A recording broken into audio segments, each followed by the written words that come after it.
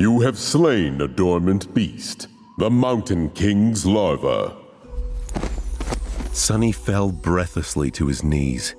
His whole body felt as though it just went through a meat grinder. Even large amounts of adrenaline could not wash away all the pain and exhaustion. And yet, he was exhilarated.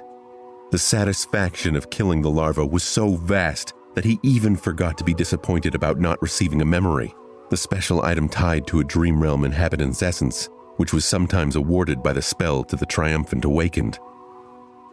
A magic sword or a suit of armor would have come in handy right about now. He would even settle for a warm coat. 3 seconds. You can rest for 3 more seconds, Sonny thought. The nightmare was far from over.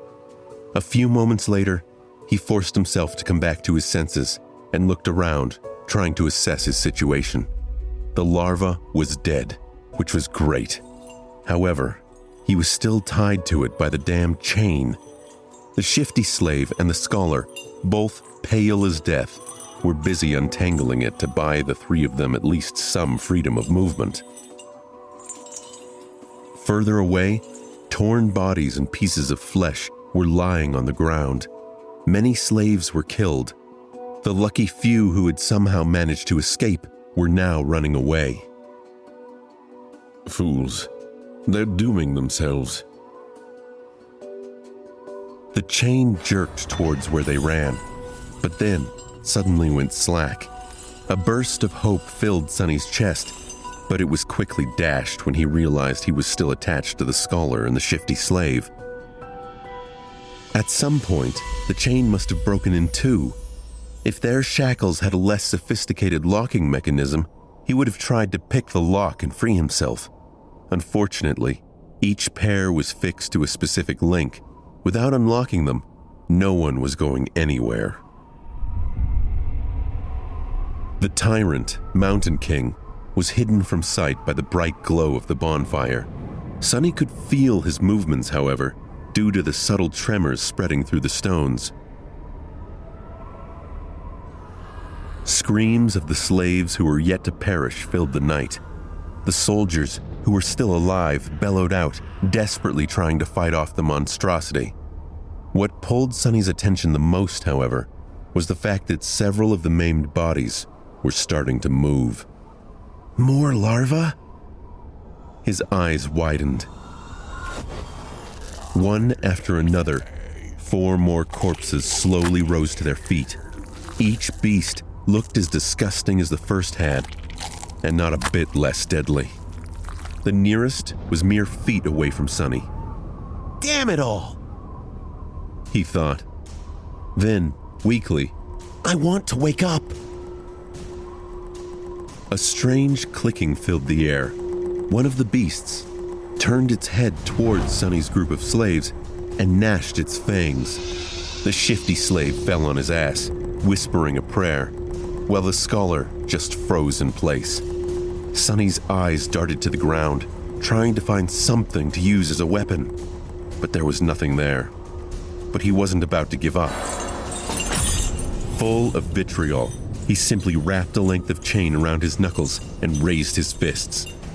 Come at me, you bastard! The larva dashed forward with incredible speed, in a flurry of claws, fangs, and terror. Sonny had less than a second to react. Before he could do anything, a nimble figure moved past him, and a sharp sword flashed in the air. The monster, beheaded with one strike, fell gracelessly to the ground. Sonny blinked.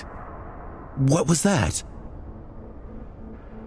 Dumbfounded, he slowly turned his head and looked to his left. Standing there, with a valorous expression, was the handsome young soldier who had offered him water. He looked calm and collected, if a little grim. There was not a speck of dirt or blood on his leather armor. That was incredible, Sonny thought before catching himself. I mean, that was all right, I guess. With a short nod, the soldier moved forward to face the remaining 3 larvae. But after taking a few steps, he suddenly turned around and gave Sonny a long look. Then, With one swift motion, the young warrior took something from his belt and threw it to Sonny. Save yourself. With that, he was gone to fight the monsters. Sonny reflexively caught the item and watched the soldier go. Then he lowered his gaze and studied the thing clutched tightly in his hand. It was a short and narrow iron rod with a straight bend on its end. Is it a key? His heart began to beat faster. It's the key to the shackles. It has to be. With one last glance at the fierce battle starting between the young soldier and the larvae, Sonny dropped to one knee and began twisting his shackles, maneuvering them into a position he could work with. It took him a few tries to understand how the unfamiliar lock worked, but then, finally, there was a satisfying click, and he was suddenly free. The cold wind caressed his bloodied wrists. Sonny rubbed them and smiled with a dark gleam in his eyes. For a moment, visions of violence and revenge filled his head. Boy, over here! The shifty slave was waving his hands in the air, trying to get his attention. Sonny briefly considered leaving him to die, but then decided against it.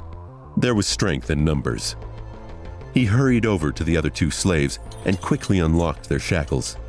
As soon as the shifty slave was free, he pushed Sonny away and did a little dance, laughing like a maniac. Ha! Free at last! Gods must be smiling upon us. The scholar was more reserved. He squeezed Sonny's shoulder in gratitude and smiled weakly, casting a tense look in the direction of the ensuing fight. 2 of the 3 larvae were already dead. The third one was missing an arm, but still trying to tear its opponent apart. The young soldier danced around it, moving with the grace of a natural-born warrior. What are you waiting for? Run! The shifty slave made a move to run away, but was stopped by the scholar. Benny, my friend, I would... If you say advise again, Fraser, I swear to the gods I will bash your head open. The 2 slaves looked at each other with open animosity. A moment later, Fraser lowered his eyes and sighed. If we run away now, we will surely die. Why? The older slave simply pointed at the tall bonfire. Because without that fire, we will freeze to death before the night is over. Until the sun rises, running away is suicide. Sonny did not say anything, knowing that Fraser was right. He realized it right after strangling the larva. No matter how terrible Mountain King was, the bonfire was still their only lifeline in this frozen hell. It was as what the broad-shouldered slave, may he rest in peace, had said. There was no need for anyone to kill them. The mountain itself would do it. So what? I would rather freeze to death than be eaten by that monster. Or, turn into one of those things. Benny was pretending to be brave, but there was no conviction in his voice. He glanced at the darkness surrounding the stone platform and shivered before taking a small step back. At this point, the third larva was long dead, and the young soldier was nowhere to be seen. He had probably gone to join the fight at the other side of the bonfire, leaving the 3 slaves alone at the mountainside part of the stone platform. The monster might be sated with those it had already slain. It might be defeated or driven away by the Imperials. If we stay here, we have a chance to survive, however small. But if we run away, our doom will be certain. So what do we do? Unlike Fraser, Sonny was sure that the Mountain King would not be satisfied until all of the trespassers to its lands were dead. What chance did a bunch of mortals have to defeat such a tyrant? Even if they were not normal people but awakened, a fight with a tyrant was not something one could easily survive, let alone win. But if they wanted to live, they had to get rid of that thing somehow. Let's go take a look. Benny looked at him as though seeing a lunatic. Are you insane? You want to get closer to that beast? As if on cue, the great beast roared in the distance. Sonny shrugged. We have to do something. I'd rather die fighting. Come on. Sonny turned and strode off toward the rampaging monster.